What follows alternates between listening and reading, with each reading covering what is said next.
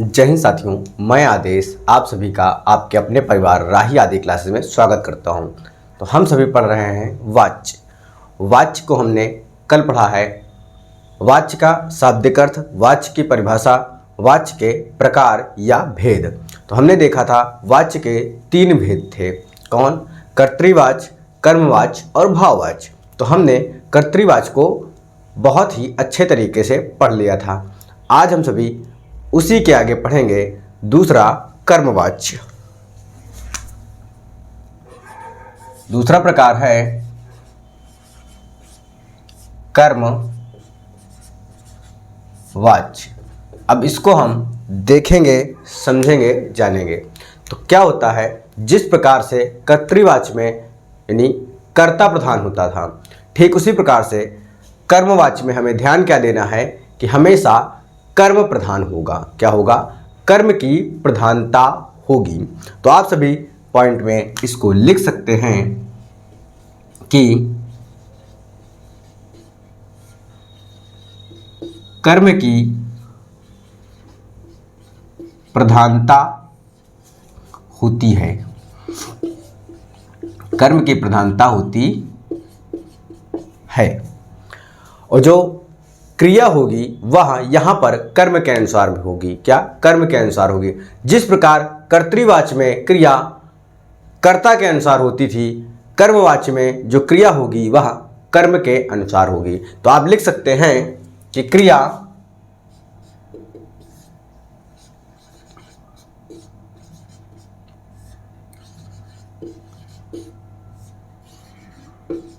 क्रिया का संबंध कर्म से होगा या क्रिया कर्म के अनुसार होगी।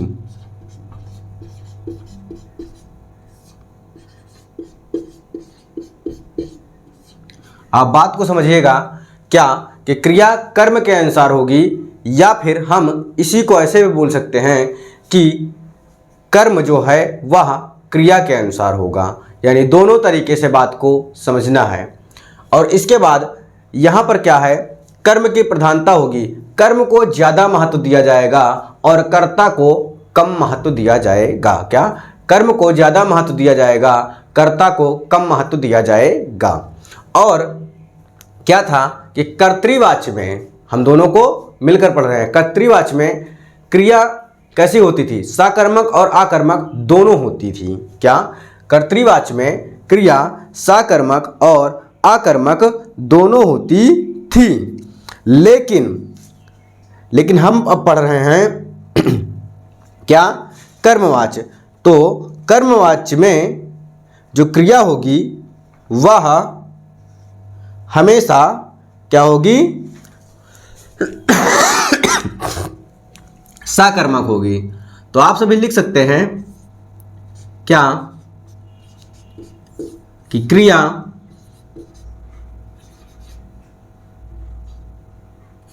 साकर्मक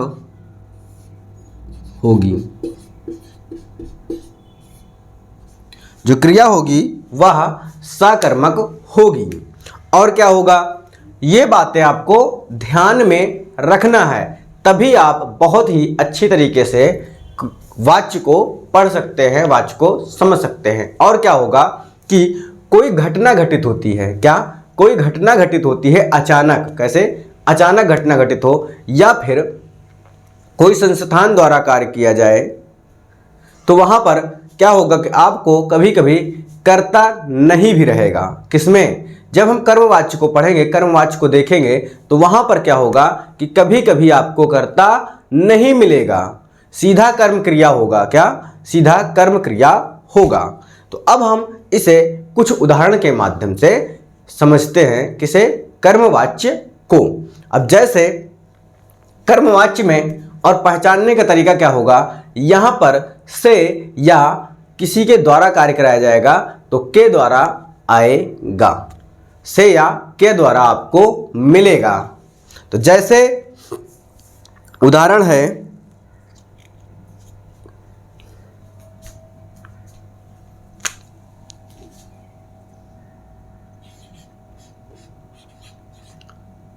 राजू द्वारा कहानी लिखी जाती है या लिखी गई। राजू के द्वारा कहानी लिखी जाती है। राजू द्वारा कहानी लिखी जाती है। अब कर्म की पहचान हम कैसे करेंगे कर्म की, कि लिखा जाता है। जब हम कहेंगे क्या लिखा जाता है, यानी प्रश्न करेंगे कि क्या लिखा जाता है, तो उत्तर प्राप्त होगा कि क्या लिखा जाता है, तो उत्तर क्या प्राप्त हुआ कि कहानी लिखी जा रही है। क्या कहानी लिखी जा रही है। तो जब उत्तर प्राप्त हो जाए तो वहां पे कर्म की प्रधानता होगी और कर्मवाच्य होगा, यानी कर्म होगा। अब देखिए, राजू के द्वारा, कार्य किसके द्वारा किया जा रहा है, राजू के द्वारा, लेकिन महत्व किसे है, लिखा जा रहा है। क्या लिखा जा रहा है, कुछ ना कुछ लिखा जा रहा है। क्या, कहानी लिखा जा रही है, कहानी लिखी जा रही है, लिखा जा रहा है। इस प्रकार से करेंगे। जैसे किसे लिखा जा रहा है, कहानी लिखा जा रहा है। इस प्रकार से हम जब प्रश्न करेंगे क्या करके, तो हमें उत्तर प्राप्त होगा। जो भी उत्तर प्राप्त होगा वही हमारा क्या होगा, कर्म होगा। क्या होगा, वही हमारा कर्म होगा। अगर हम कर्म नहीं पहचान रहे हैं इस वाक्य में, तो जैसे राजू, हम समझे राजू हो गया क्या, कर्ता हो गया। अब हम समझे द्वारा कहानी लिखी जाती है, तो अगर हम इसमें सोचे द्वारा कर्म है या कहानी कर्म है या लिखना जाना, ये सब लिखना जाना, ये सब क्या हो जाएगा, क्रिया हो जाएगी। लेकिन जब हम क्या करके प्रश्न पूछते हैं, तो जो भी उत्तर हमें प्राप्त होता है वह हमेशा क्या होता है, कर्म होता है। और जब उत्तर नहीं प्राप्त होता है तो क्या होता है, एक होता है सकर्मक, एक होता है अकर्मक। तो इसमें क्या है, सकर्मक होता है, तो जो कर्म के सहित होता है। तो उम्मीद है आपको यह बात समझ में आ गई होगी या समझ में आ रहा होगा। अब हम चलते हैं अगले उदाहरण की तरफ। तो अगला उदाहरण है कि रानी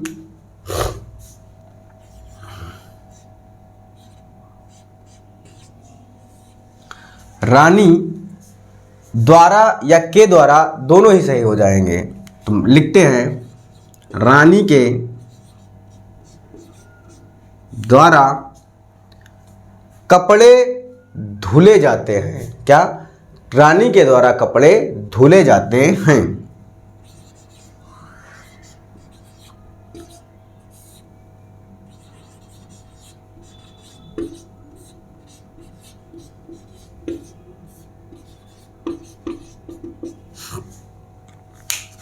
अब प्रश्न करें कि क्या धुले जाते हैं, क्या धुला जा रहा है, कपड़े धुले जा रहे हैं। तो यहां पर महत्व क्या हो गई, कपड़े।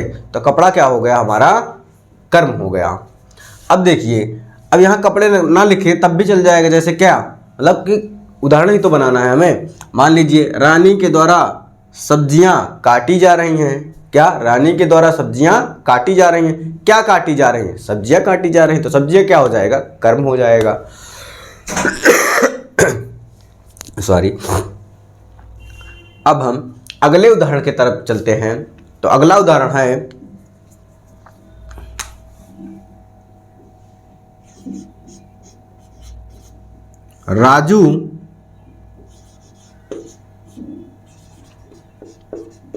राजू के द्वारा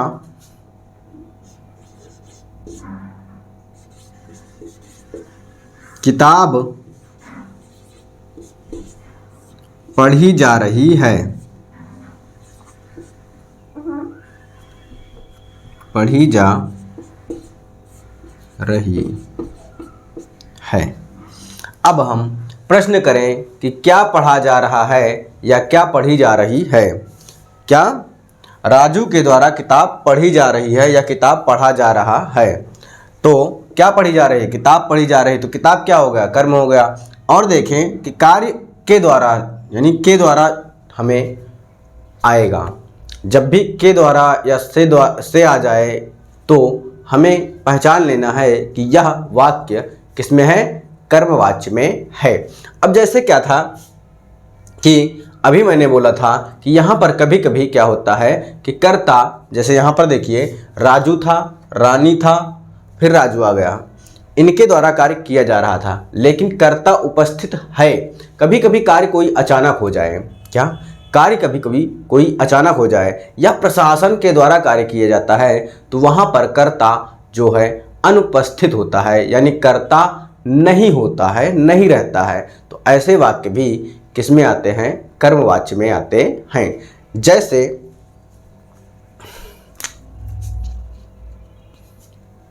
जैसे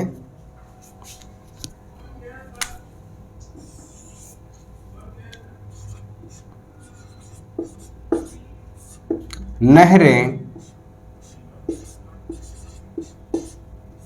खोदी गई। अब यहां पर क्या होगा? नहर का कार्य क्या हुआ? प्रशासन खुदवाएगा। ये नहीं कि जब जिसका मन करे वो नहर खोदना चालू कर दे, ऐसा तो होता नहीं है। क्या है? ये प्रशासनिक कार्य है। तो यहां पर देखिए, खोदी गई, क्या खोदी गई? नहरें खोदी गई। कर्म तो है, क्या खोदी गई, तो क्या खोदा गया? नहर। प्रश्न से उत्तर, यानी प्रश्न जब हम कर रहे हैं तो उत्तर हमें प्राप्त हो रहा है नहर। लेकिन यहां पे क्या करता है? कर्ता नहीं है। तो ऐसे वाक्य भी किस में आते हैं? कर्मवाच्य के अंतर्गत आते हैं। और जैसे दूसरा लिखते हैं,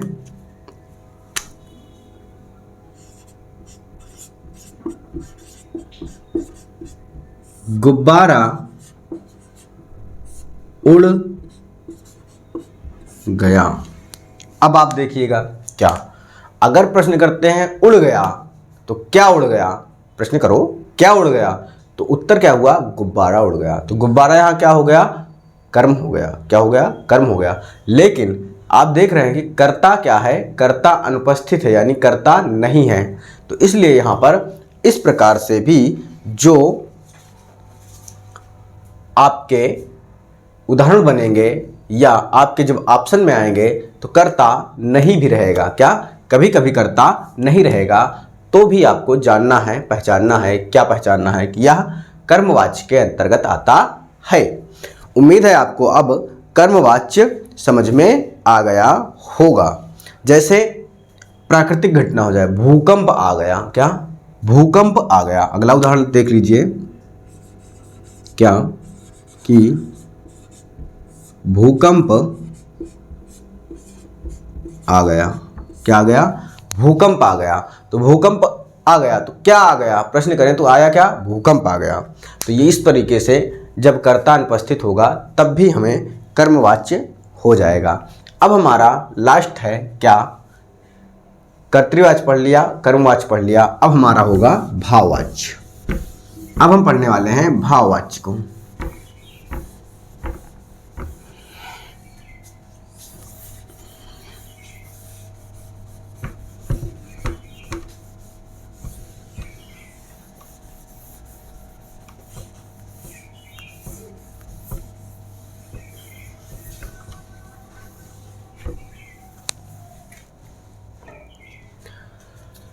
तीसरा है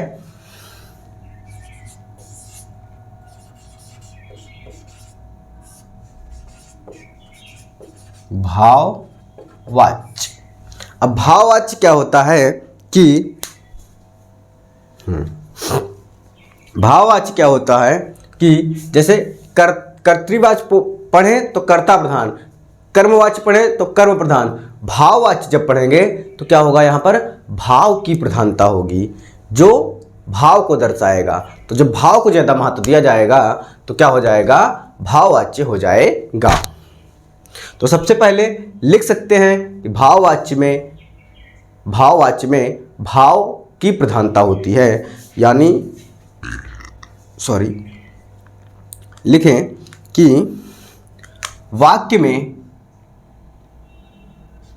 पहला पॉइंट डाल के, कि वाक्य में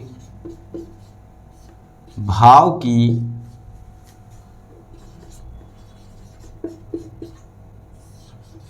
प्रधानता होती है। क्या?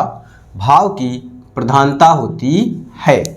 यह हो गया हमारा पहला। अब दूसरा क्या होगी? जब क्रिया आती है, कर्तृवाच्य में क्रिया किसके अनुसार होती थी? कर्ता के अनुसार। कर्मवाच्य में किसके अनुसार होती थी? क्रिया जो है कर्मवाच्य में कर्म के अनुसार होती थी। ठीक उसी प्रकार भाववाच्य में जो क्रिया होगी वह भाव के अनुसार होगी। तो आप लिख सकते हैं कि क्रिया भाव के अनुसार होगी। और कैसी होगी? जो क्रिया होगी वह एक वचन में होगी। किसमें? एक वचन में होगी और हमेशा क्या होगा? अन्य पुरुष में होगी। क्या?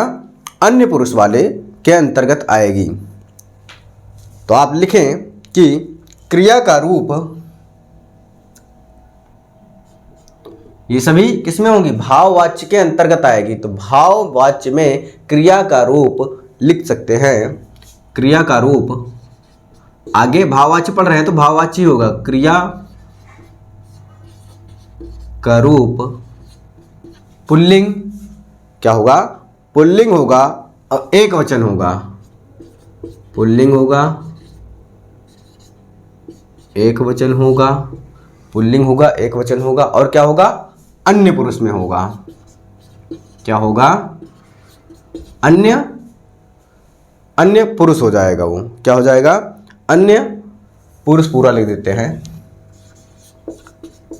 अन्य पुरुष में होगा। और यहां पर ध्यान क्या देना है? जैसे कर्तृवाच्य में क्रिया कर्म कैसा होता था? सकर्मक आकर्मक दोनों होता था। और अभी हमने पढ़ा कर्मवाच्य, कर्मवाच्य में क्या होता था? सकर्मक क्रिया होती थी। और यहां पर तीसरा पॉइंट क्या होगा? भाववाच्य में जो कर्म होगा यानी वह कैसा होगा? भाववाच्य में हमेशा आकर्मक होगा। जो होगा कर्म क्रिया कैसे होगी? सकर्मक क्रिया होती थी और आकर्मक, तो यहां पर आकर्मक हो गया। कैसा होगा? आकर्मक क्रिया कैसी होगी कि भाववाच्य में हमेशा क्रिया आकर्मक होता है। तो लिख सकते हैं, पूरा लिख लीजिए ताकि आपको समझ में आ जाए कि भाववाच्य में क्रिया हमेशा, भाववाच्य में क्रिया हमेशा आकर्मक होती है या होगी, होती है या होगी। अब आपको ये पॉइंट जो हैं समझ में आ गए होंगे। बस आप सभी पूर्ण रूप से जितना अधिक विश्वास बना के चलेंगे, मैं अपना पूर्ण रूप से कोशिश करूंगा कि आप सभी को समझा सकूं, आप सभी को अच्छे से बता सकूं।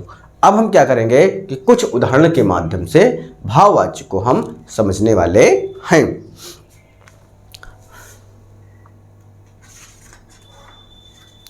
अब जैसे भाववाच्य में क्या होगा कि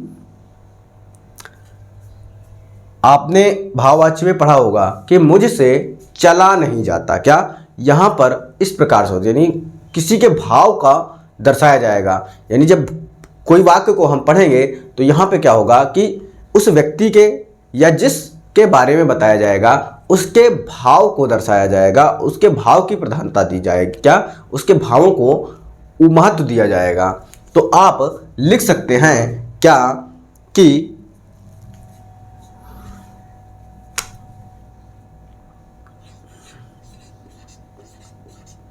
उससे चला नहीं जाता, उससे चला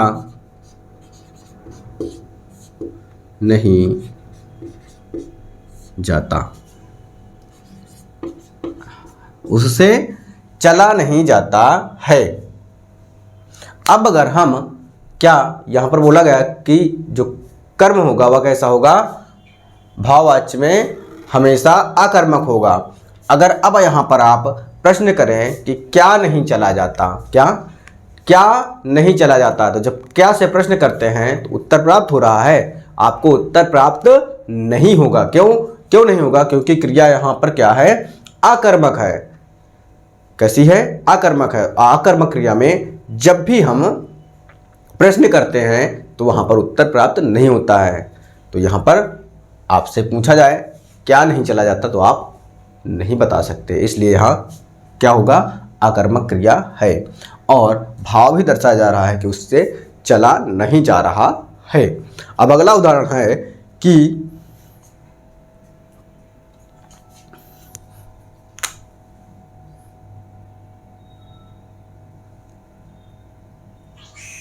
चलो ठीक है, किसी लड़की का नाम लिखते हैं। मान लीजिए रानी से, क्योंकि रानी से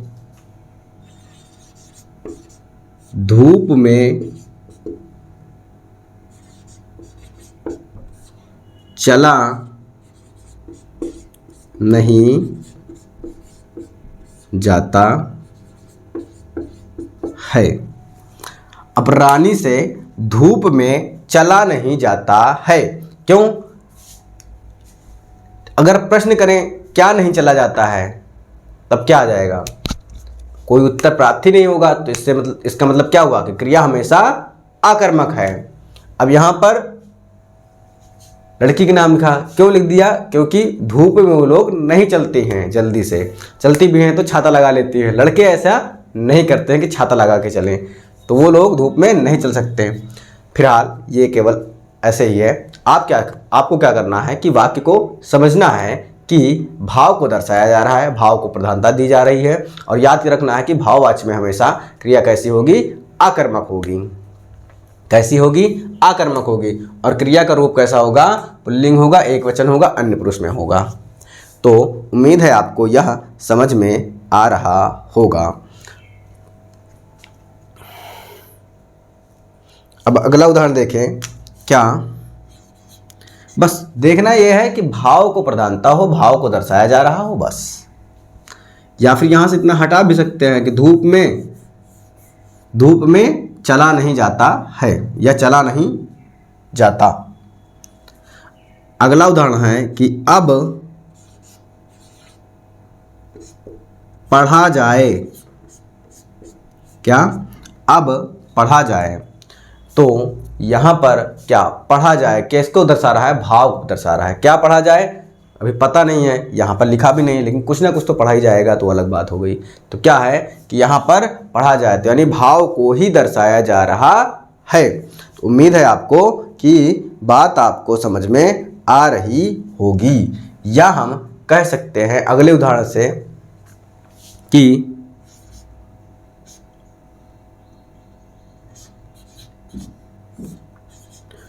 राजू से